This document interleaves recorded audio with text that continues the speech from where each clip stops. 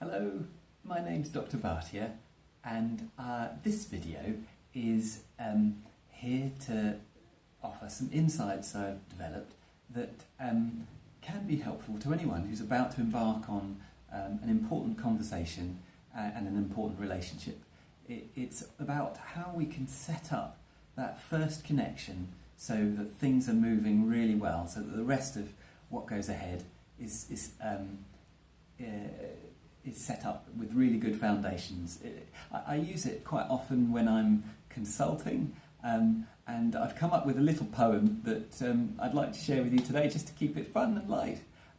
So I call this process opening well, and the poem I'm hoping to share with you is comes in 4 phases. The first part is observe and connect, pausing for power, exploring empathically, and negotiating nower.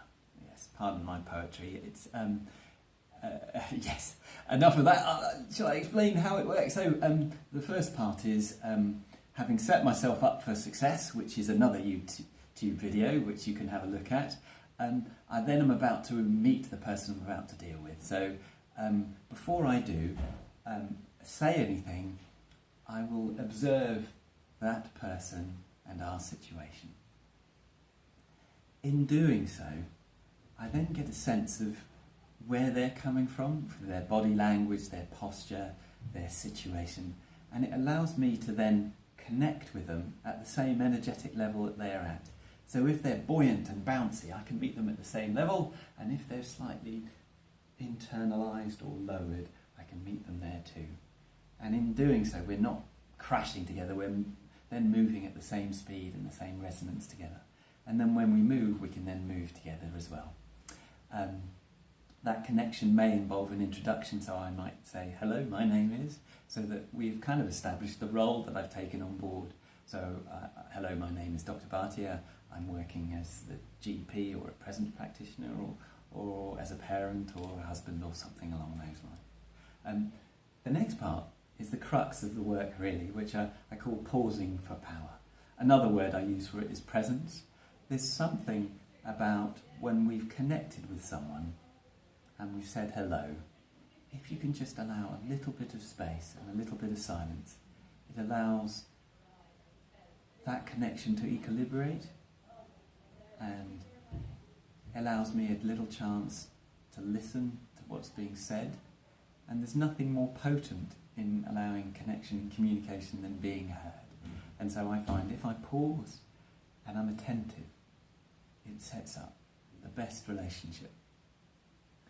The next element is called exploring empathically, which is where I would then communicate and engage with the person I'm talking with to find out what their agendas might be.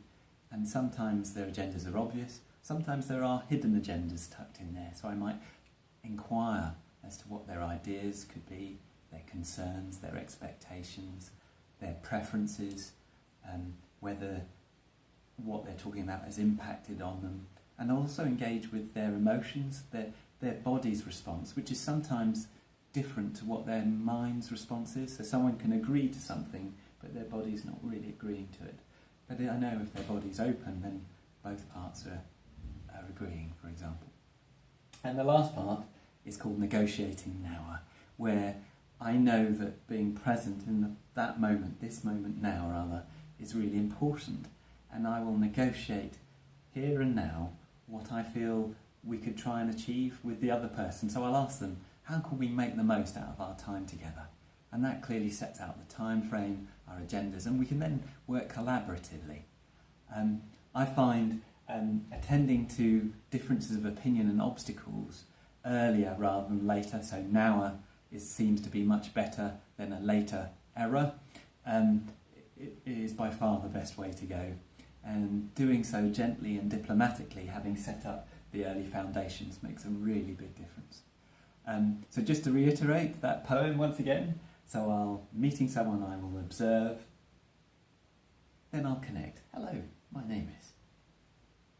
I'm here in this capacity. Then I'll pause and hear what they have to say too. sometimes insights come.